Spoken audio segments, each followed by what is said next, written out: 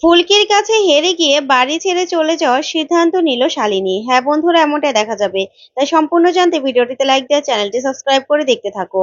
গল্পের শুরুতেই দেখা যাবে কমলিকা ম্যাডামকে ফুলকি বলার জন্য বলে।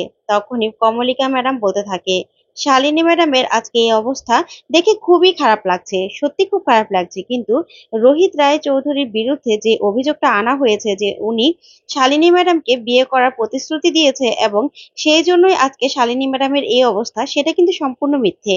কারণ রোহিত রায় চৌধুরী শালিনী ম্যাডামকে এরকম কোনো প্রতিশ্রুতি দেয়নি। তখন এই কথা শুনে সবাই চমকে যায়। তারপরেই দেখা যাবে কমলিকা ম্যাডাম আরো বলতে থাকে যে উনি আমাকে দিয়ে অনেক ইভেন্ট কভার করেছে।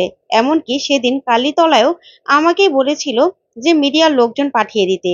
উনি রোহিতকে জোর করে ঠকিয়ে বিয়ে করবে, যাতে সেই খবরটা সকাল সকাল পত্রিকায় বেরিয়ে যায়। তখন এই সব কথাগুলো বলতে থাকে কমলিকা ম্যাডাম। তখন রোহিত বলে ওঠে, আচ্ছা আপনি কি করে জানলেন যে শালিনীকে আমি কোনো বিয়ের প্রতিশ্রুতি দেইনি? আপনার তো জানার কথা নয়। তখন কমলিকা ম্যাডাম বলতে থাকে, আমাকে শালিনী ম্যাডাম নিজে বলেছে। যা শুনে সাংবাদিকরা পুরো চমকে যায়।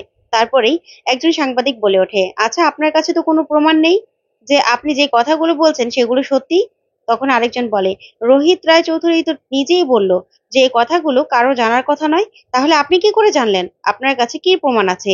এরকম হাজারটা প্রশ্ন করতে থাকে সাংবাদিকরা। তখন কমলিকা ম্যাডাম বলতে থাকে, দাঁড়ান দাঁড়ান, ফুলকি আমাকে আগেই বলেছিল যে প্রমাণ ছাড়া কিচ্ছু কেউ বিশ্বাস করবে না।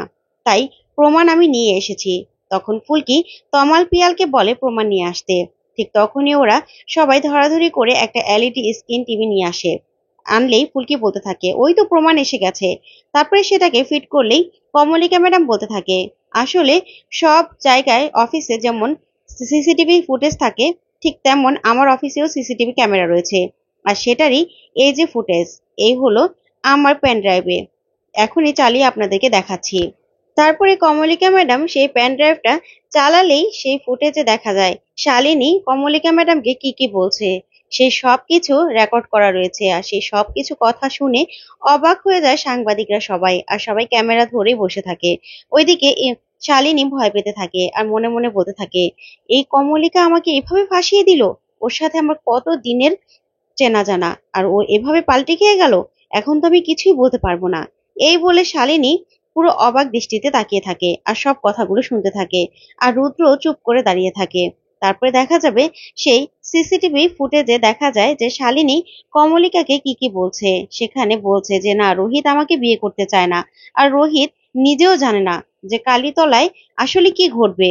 ও আসার পরেই ওকে দিয়ে আমি জোর করে সিঁদুরটা মাথায় পরবো। তারপরে দেখা যাবে সেটাই সাংবাদিকরা সবাই ছবি তুলে নিলে তার পরের দিন হেডলাইন হবে এটাই। এই কথাগুলো সব শুনে অবাক হয়ে যায় সবাই। ঠিক তখনই শালিনী নাটক করে বলতে থাকে, এটা কি আমার মতো দেখতে এই মেয়েটা কে? এগুলো কি বলছে? নাটক করতে থাকলে ঈশিতা এসে বলতে থাকে, শালিনী আচ্ছা ঠিক আছে, চলো চলো চলো, তোমাকে রুমে নিয়ে যাচ্ছি আমি। তারপরে এই বলে কোনো মতে শালিনীকে ওখান থেকে নিয়ে চলে যায় ঈশিতা আর রিকি। তখন রুদ্র সাংবাদিক সবাইকে বলতে থাকে, আচ্ছা আজকের মতো প্রেস কনফারেন্স এখানেই শেষ। আপনারা যান, আবার কখনো লাগলে ডাকবো। তখন এই বলে সাংবাদিকদের সবাইকে পাঠিয়ে দেয় রুদ্র। তারপরে দেখা যাবে কমলিকা ম্যাডামকে ফুলকি বলতে থাকে, থ্যাংক ইউ ম্যাডাম, আপনার জন্যই আজকে স্যারকে আমি বাঁচাতে পারলাম। তখন কমলিকা ম্যাডাম বলে, ফুলকি তোমার জন্য যে এতটুকু আমি করতে পেরেছি সেটাই অনেক। আজকে আমি যাই, তাহলে আবার কখনো দরকার হলে আমাকে বলবে। তখন ফুলকি বলে, আচ্ছা ঠিক আছে ম্যাডাম। তখনই ওখান থেকে কমলিকা ম্যাডাম চলে যায়। আর এদিকে রুদ্র রোহিতকে বলতে থাকে, নে রোহিত ভাই, এবার ফুলকি তো সবটা সমাধান করেই দিল। এবার দেখে আসি আমি শালিনী কি করছে, বুঝেছিস? এই বলেই রুদ্র ওখান থেকে যাওয়ার সময় ফুলকির দিকে বড় বড় চোখ করে রাগান্বিত হয়ে তাকিয়ে থাকে। তখন সেই ফুলকি ব্যাপারটা দেখে বুঝতে পারে আর বলতে থাকে মনে মনে, কি ব্যাপার, জামাইবাবু কি খুশি হয়নি ব্যাপারটা এভাবে মিটে গেল বলে? কিন্তু কেন কেন খুশি হলো না? উনি কি চাননি যে স্যারের মাথা থেকে এই বদনামটা চলে যাক? এই ভেবে ফুলকি চুপ করে দাঁড়িয়ে থাকে।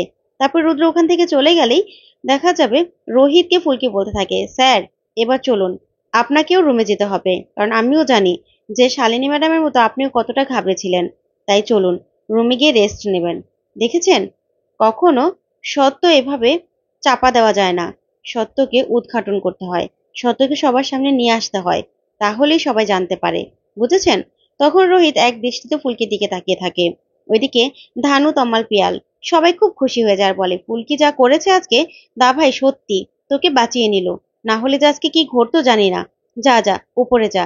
এই বলেই ফুলকি আর রোহিত উপরে চলে যায়। আর ওইদিকে শালিনী রুমে গিয়ে সবকিছু তছনছ করতে থাকে আর বলতে থাকে, আমার এতদিনের কাঠখড় পুরানো সবকিছু শেষ করে দিল। সবকিছু শেষ হয়ে গেল ওই ফুলকিটার জন্য। আর ওই কমলিকা, ওর সাথে আমার এত দিনের সম্পর্ক, এত দিনের ওঠা বসা, ও মুহূর্তের মধ্যে পাল্টে গিয়ে গেল ফুলকির কথায়।